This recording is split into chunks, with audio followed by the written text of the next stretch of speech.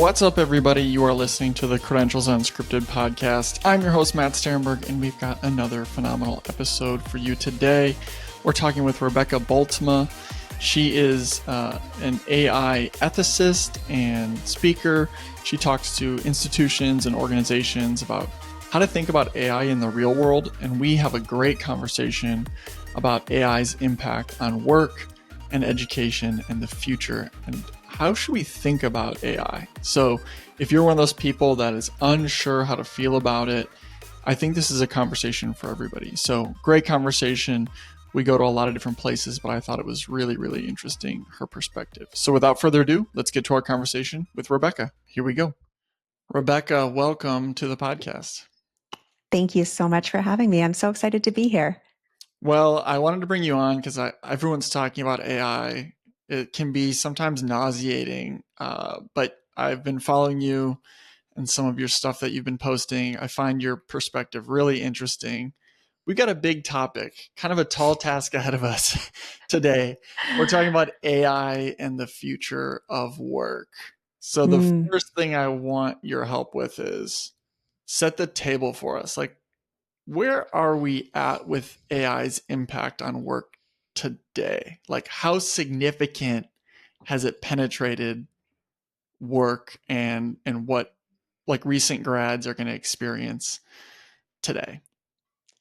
There's so much to unpack with that to just dive into, but there are some interesting things to think about. I think I just actually read this MIT study that said that 95% of generative AI in projects in enterprises and businesses actually showed no measurable impact on profits and losses.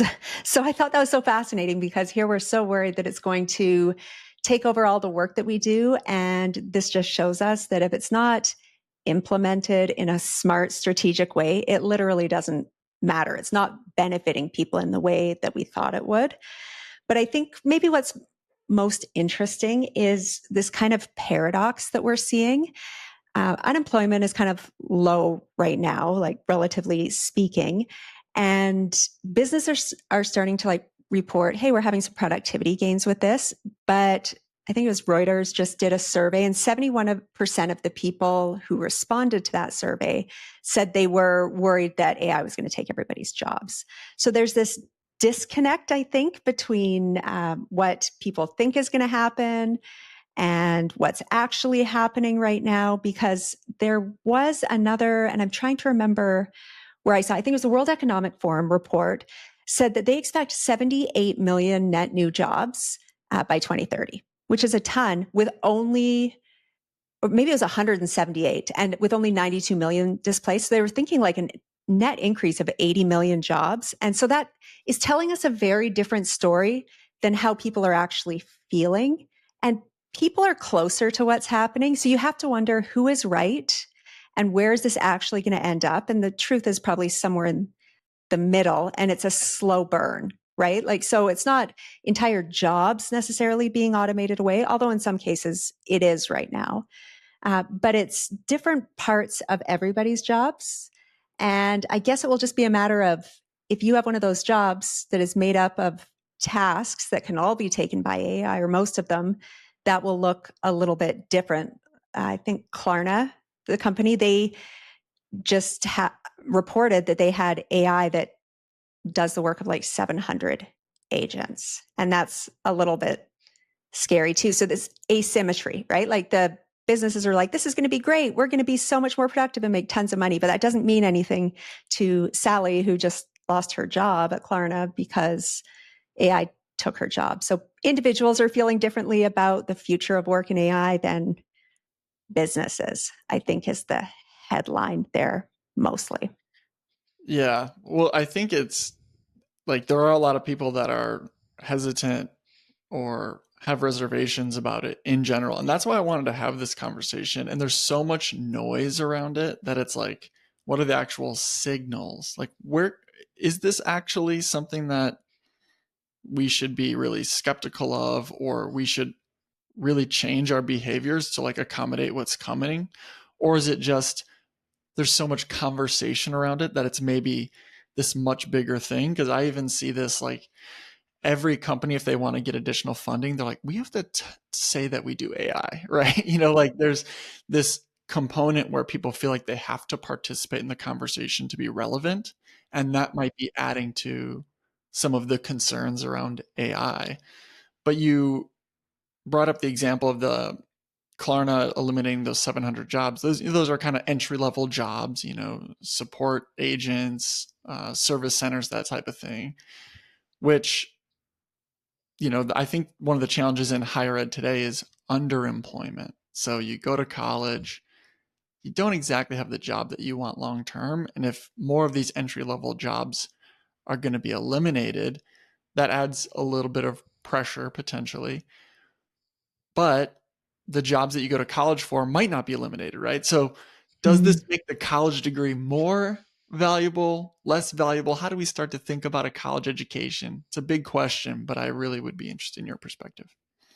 I think if we think about it, I wonder if it's going to be less about front loading your education than it has been, right? Like you invest 6, 8, 10 years of your life in your 20s to go to school and front load your education. And then in theory, it pays off for the rest of your life, right? That's the model that we've been taught. And I just don't know if that's going to work anymore. Because we're seeing now, I'm trying to keep all the studies I read straight in my head, but there was a recent study that talked about how 30 or 39% of the skills that we use today in our jobs are going to be basically obsolete by 2030. I think it might have been the World Economic Forum. And so that just shows that we're just going to have to keep adapting skills and reskilling for the rest of our lives. And I don't know that that's totally new, right? Like, there's lots of conversations about that now.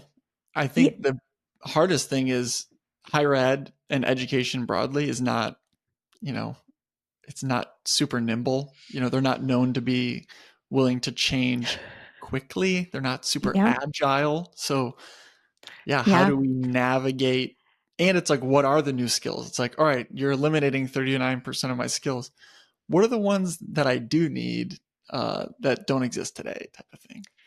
And it's not even that they don't exist today. They were just skills that weren't as important as they were maybe before or becoming critically important. We hear this all the time, this critical thinking imperative, right? If we could only gain or invest in one skill development, that would probably be it. Not the watered down version where you just like, you know, say that you're critically thinking when you're not, like lots of people on social media do. I just think like critical thinking in real world contexts, like about AI outputs specifically, and just thinking even more deeply about the information we're getting, the data we're reading, the sources, where it's coming from. I think that we need to be even better at that than we ever have been before. And that needs to be the number one skill people have, however they gain it in college, in whatever it is, that needs to be huge, as well as ethics. And I don't mean like the philosophy level ethics. I mean like applied ethics in real life, being able to spot algorithmic bias or understand data consent or recognize manipulative AI design in real time so that we can not necessarily be learning like the fundamental principles of ethics itself, but ethics applied to the world that we're living in now and making sure that people understand how important that was. You know, we've been kind of like willy-nilly about it for a while, like, oh yeah, social media, fake news, nothing we can do about it. But like, it's getting more convincing than ever. We can't ignore it anymore. And we just have to be smarter about those things, as well as I would say emotional intelligence, like as a survival skill, because AI can't like read the room or understand the nuances, or a lot of time it struggles with like cultural nuances and differences, conflict resolution, or active listening, or reading body language, right? So that's going to be a critical skill. And we learn a lot of those things, for better or worse, I think, in college, right? Like you're learning how to exist in social situations and think deeply and differently. In college, you're usually interacting with people from places and cultures that you've never interacted with before and encountering new perspectives and points of view that challenge your own.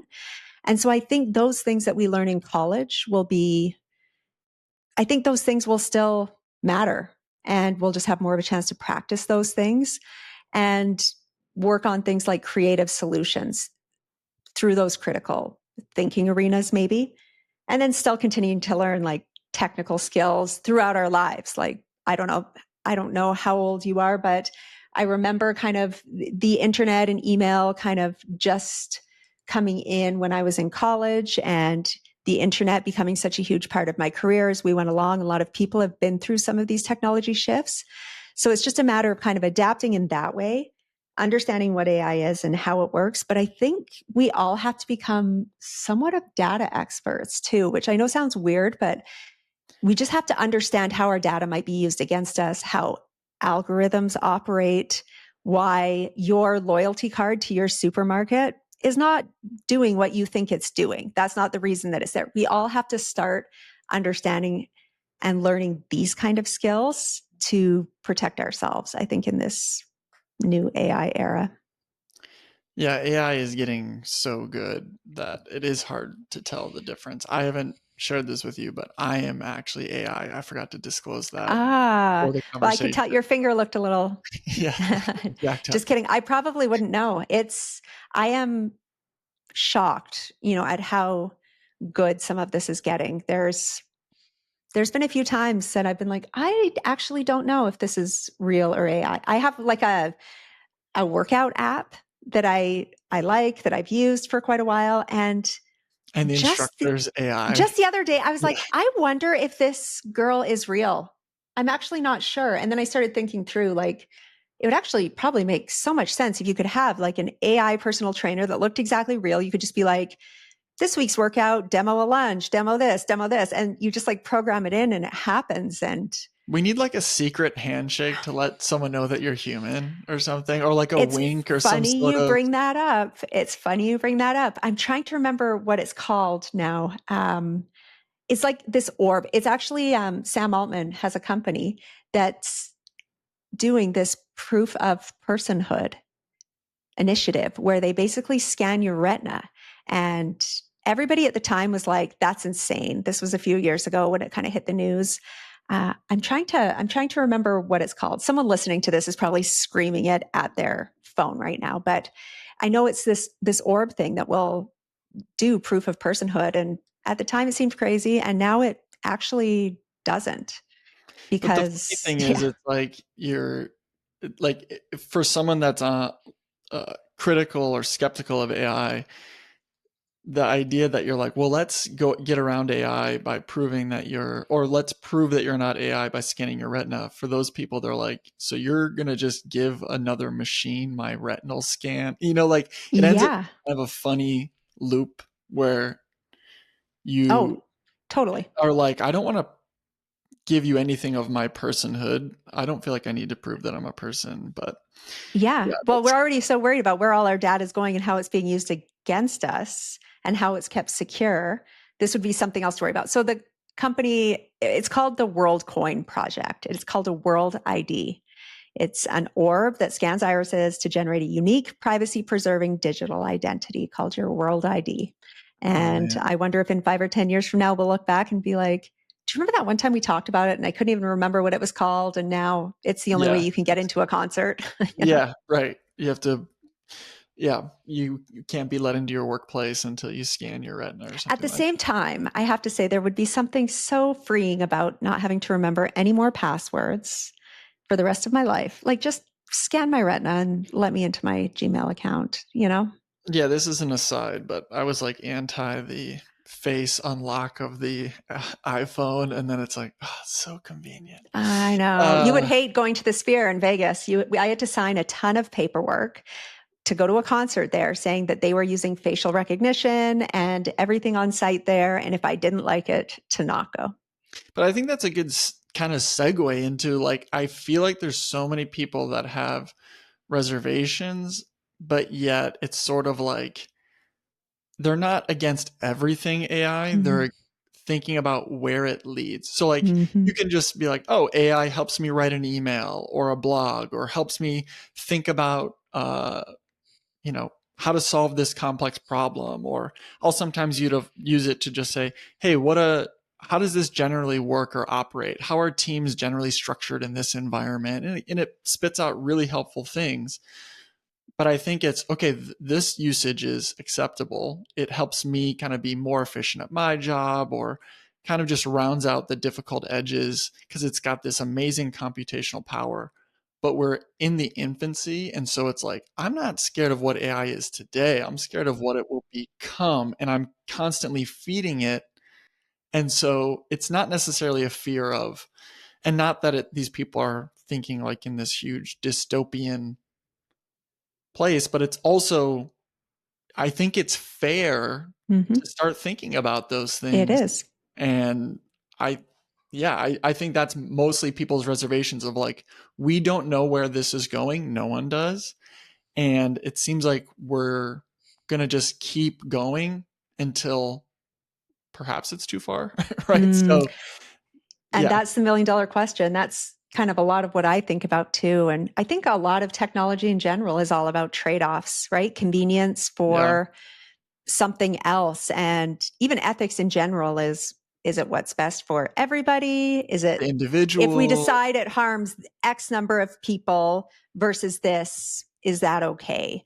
If we give this up now, are we prepared for what happens later? Or if we give up this degree of autonomy or of our information now, like I said, like scan my retina, what does that mean down the road? And will I live to regret that? And we don't know. And that's, I think, the hardest part is we're navigating blind. And when the internet rolled out and other major technologies throughout history, there was this really gradual rollout where, it's the frog in the water. We had a chance to kind of get used to it. We lived in the country, so it took a long time for us to get high speed wireless internet. Or I had like a Motorola flip phone for a long time while other people had iPhones. With this, it just kind of dropped on society on one day with no instruction manual. And we've just been struggling to figure it out ever since. It's not like there's people who are light years ahead of us with better versions of this who've already figured it out. Like when something drops, it drops to all of us on the same day. And we're trying to make sense of it and figure out what we're willing to trade. And also coming from a position where we don't have a lot of say or control over what's happening, big That's picture. actually a really interesting point. Whereas I could opt out very tangibly to other things, right? I can choose to buy a phone or not buy a phone. I can Mm-hmm. choose to have a computer. And now if I, call up my credit card company because I want to dispute something, it's like I might be talking to someone that is, AI, or I'll be using a system. And it's like those things are, yeah, people don't fully know what they're participating in. And it feels like that's part of the scary element, is that I can't just choose to be a laggard. It's like it's Mm-hmm. pulling me along with it, whether I like it. Totally. And we've just never done this before. Any other technology that was introduced, the existing laws that we had more or less pertain to it, right? With a few minor kind of tweaks, right? Like there wasn't any really dramatic brand new rules that had to be implemented that were fundamental to our daily lives. Whereas this, because AI is making decisions and often bad decisions or biased decisions that impact real people, and we have no laws about anything like that. That's the scary part, because we're all part of this giant social experiment. We don't know how it's going to go wrong or what the ultimate consequences will be. And if something does go wrong, there's actually nobody to be held accountable right now. That's the problem. Like with general ethics questions, it was as simple as, the person making the decision, do they factor in this or do they factor in this? Do they factor in what's best for everybody? Do they make these decisions based on shared values? This is this diffusion of responsibility where, okay, is it my fault because I downloaded Chat GPT? Or is it my company who adopted Chat GPT? Or is it OpenAI's fault? Or is it the government's fault for not regulating this? Right. So it's just this diffusion. It's everybody's fault and nobody's fault when something goes wrong, because there's just no guardrails or guidelines. And that's, I think, the scariest part, because you're seeing this go wrong a lot of times in a lot of different ways now. And everyone's like, oh, well. Yeah, it's a different technology in the sense that most other technologies are moving from analog to digital, right? It's Yeah, they like just email. amplified Email's existing like we human used to write things. letters, and now we're just doing it electronically. And Yeah, like humans would make music, and then there would be like electric guitars or mixers that right. would help humans make music better. Now we have this thing that will just make its own music. And what does that mean? And what does that mean for musicians? And we've never had to make a law about machines that make their own music before. And now we have to figure out how things like copyright and trademarks and the future of work all are impacted by that one thing. That's, I think, what's tricky. So you talked a lot about ethics and critical thinking, and like those are the skills that we need to develop. And a lot of people that listen to this podcast are in higher ed or K-12, and they're thinking a lot about AI because they're being inundated with how are we going to adopt and embrace AI. And then also, like, we need to think about the skills that we're giving these learners. But I guess for educators, what do you recommend for them in terms of, we don't want to just not embrace it at all. We want to embrace it to some degree, right? It's an amazing, powerful technology.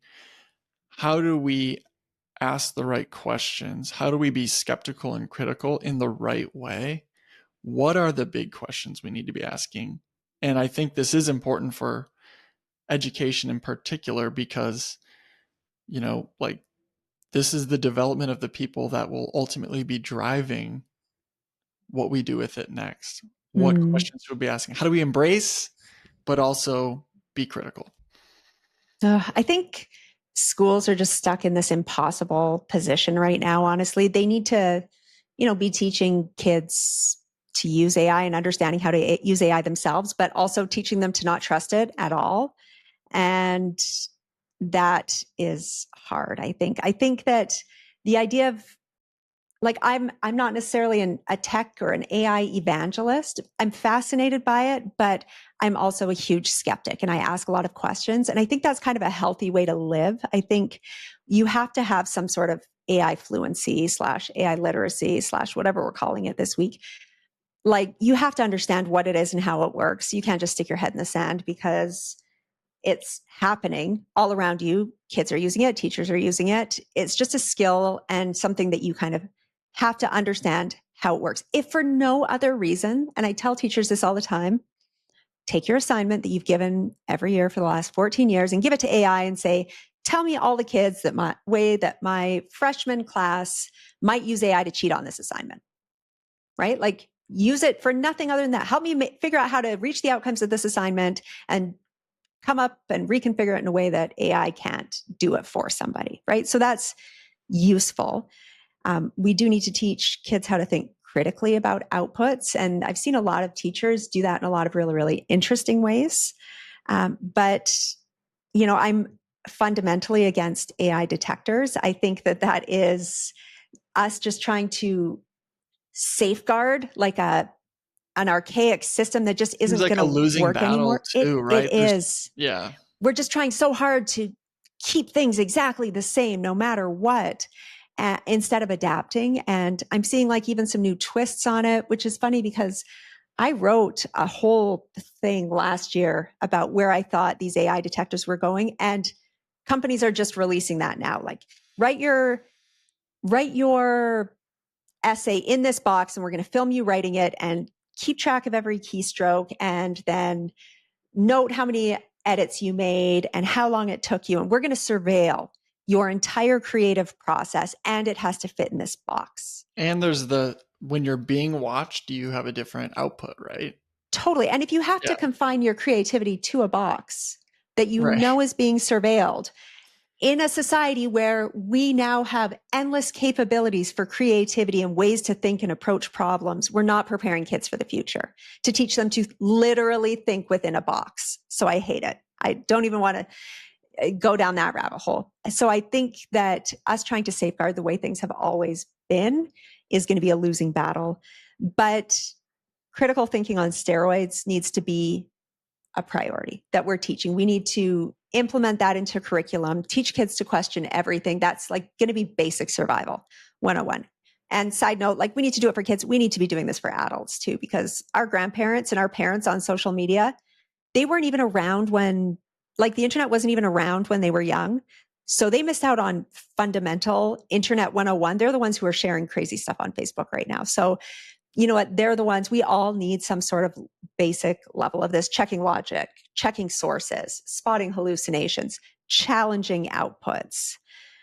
So I think that needs to be a critical, like 101 level course in post secondary. 100% you take algorithmic bias or societal ethics and technology 101. Like that should be a mandatory class. In my mind, there's a set that we all have to take as soon as we hit our undergrad year and post-secondary. We need to take that and every teacher needs to take it. I think in work, we safeguard AI tools until you've taken a basic course and you can pass that course and then you know how to ethically use those tools. And I think we have to think about assessments differently. And I've said this from probably the first week that ChatGPT came out, I think we've overcorrected so far as a society to this written culture, right? We text, we email, everything is writing, and we can't live like that anymore. I see us really going back to a more oral culture where we talk like this. If I have a student and I'm like, I want to know that you understand the Industrial Revolution, explain it to me. Give me your arguments. Give me some rhetoric. I will know if it's coming out of your mouth, that it's coming out of your brain and that you understand. I don't have to surveil your process for that necessarily. And I think so many kids these days, I have 4 kids in college, they lack something, not even just because they were COVID kids in high school, but they lack something with that basic human verbal interactions. You know, the joke is these kids don't like to even make their own doctor's appointments and talk on the phone. They hate talking in person because they grew up being able to think everything through in a text and clear it with their friends and everything before they hit send. It was a very, very low margin for error. Whereas when you're talking to somebody live, so much could go wrong. So I think that we'll have to go back to something like that. And yeah, and be continually learning. 39% of skills, I'm like 99%, that's right. I think World Economic Forum, 39% of our skills will be obsolete by 2030. I don't think verbal communication skills and emotional intelligence and critical thinking will be those things. Right. We're still going to be in relationships, right? Like that's not I going hope so. So like really your point is let's not compete on AI turf, like let's not compete on their battlefield and try to block them out or to become like, how do we get better than AI at this thing? Or like it's almost like we have to become more human, the things 100%. That it cannot do. And so, but double down, lean in. Yeah. That I think it's the tougher stuff though, right? Like we always, like we all had a teacher that had like the easy multiple choice test, and it was like, what are the right answers? Those are the things that you can find answers for. Like, but were those the teachers that changed your life? No. Definitely not. The teachers who changed your life. I liked history more. I was never like the math person. But so, did you love history because you had a history teacher or a certain teacher who made it exciting for you, who helped you engage in it, who helped stroke your intellectual curiosity and saw something in you? Like those are the things we have to double down on, especially in education, because nobody's favorite teacher was their favorite teacher because they had easy tests or really great looking slide decks, right? Yeah. It's those human things. And those are the things that inspire people to be better and inspire them to greatness. And I just think we've overcorrected in this standardized test society with like levels of gatekeeping what is honors and not honors, and that we just have to start and it's hard and it's going to take time, right? Like it's unnatural. Schools are kind of failing at all of these things right now while they're figuring it out. They're not like embracing AI enough to make kids competitive for the future, but they're also like not skeptical enough to make them safe. A lot of them are just pretending like this isn't happening and totally banning it.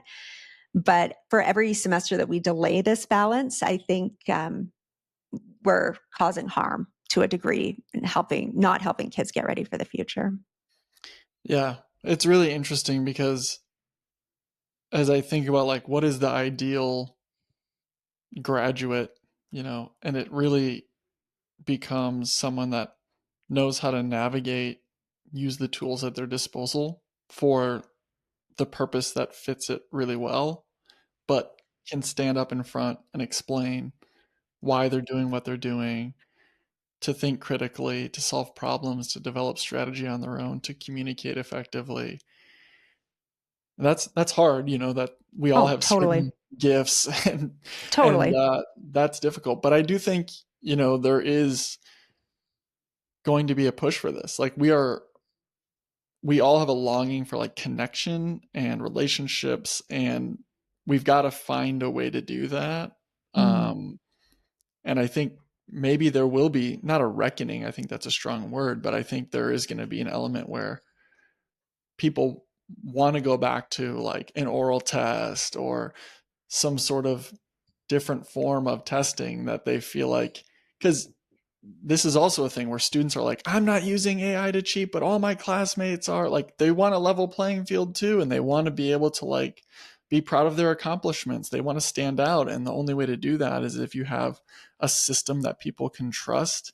Yeah. And And yeah, it's a rigged system right now because, like, that's why AI detectors don't work, right? The only kids you're catching with an AI detector are the kids who suck at using AI at this point. Like, yeah, like anyone who even knows remotely like how to leverage AI properly can make it completely undetectable. Plus, there's no way that teachers can even prove it. Like, we're wasting our time on the wrong things. What is so interesting to me is that this kind of Gen Z, Gen Alpha, they are actually some of the most skeptical about AI, as opposed to like people like me, like who are leaning in, like people who are older, like Gen X, elder millennials.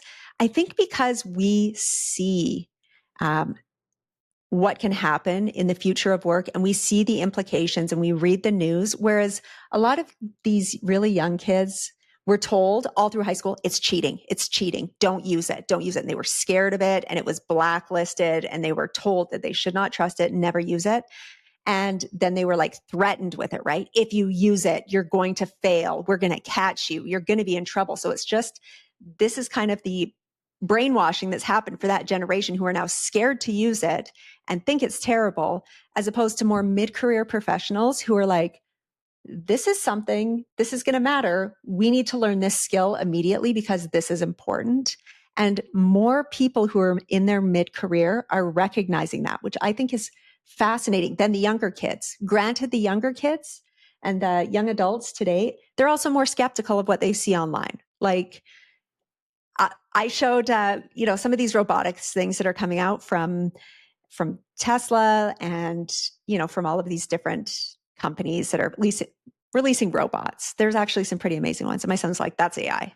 And I'm like, actually, no, this isn't AI. But they just automatically think everything's AI. They don't trust anything they see online, which I think is kind of a good thing moving into the yeah, future. They have definitely. that critical. Whereas, like my mom or your grandma would be like, did you see that? Those bunnies jumping on the trampoline? Yeah, That yeah, was yeah, so great, yeah. whereas, so it's just kind of an interesting, everybody's at such different places. And what that means for the future of work will be interesting. I am optimistic about this generation. I think, whatever the older generations, they're always worried about what's going to happen to the younger kids, and the younger generations like figure it out. So I am optimistic about that. The people I worry about are more the mid-career people who won't have the chance to course correct or upskill, or entire countries full of people, like in the Philippines or India, who are operating and they make their livelihoods working in call centers and places that are going to be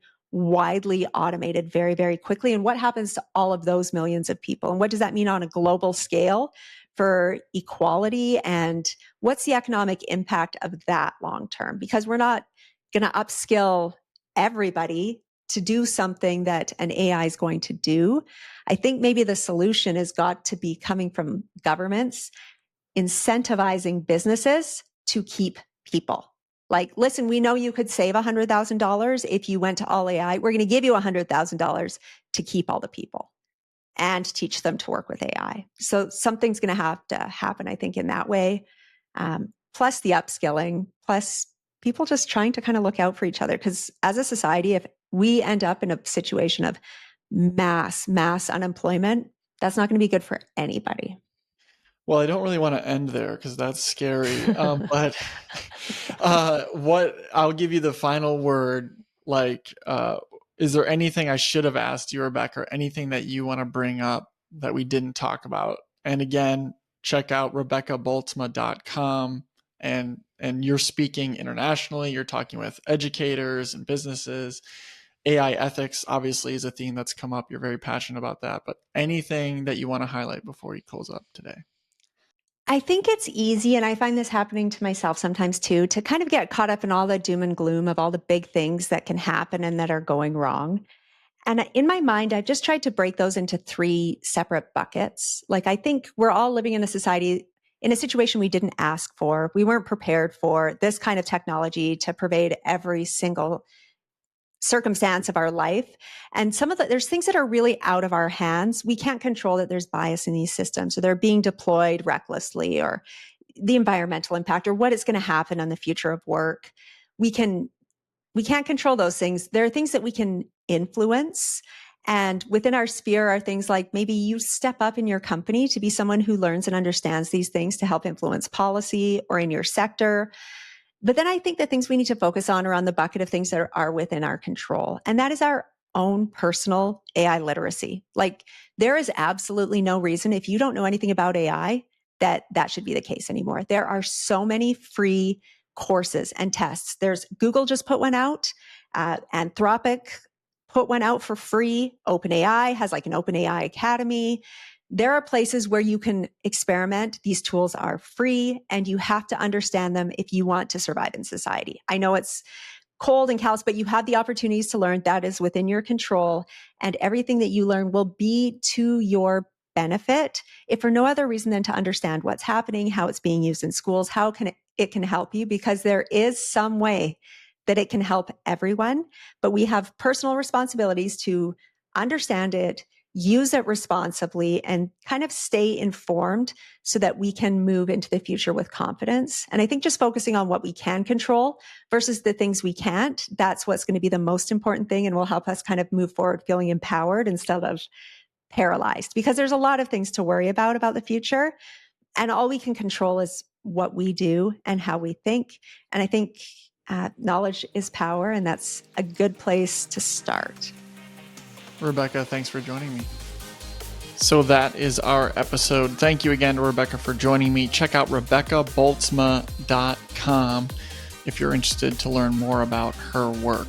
But I think my favorite thing is when we have honest conversations, and with AI, it feels like you're either an evangelist or you're completely against it. How do we have a conversation about it that's productive without feeling like we have to be in one camp or the other? How do we actually grapple with it? So really enjoyed our conversation. Check out her work. And if you are listening to this podcast, like and subscribe. And we've got some phenomenal episodes coming up. Thanks for listening. We'll talk to y'all real soon. Goodbye.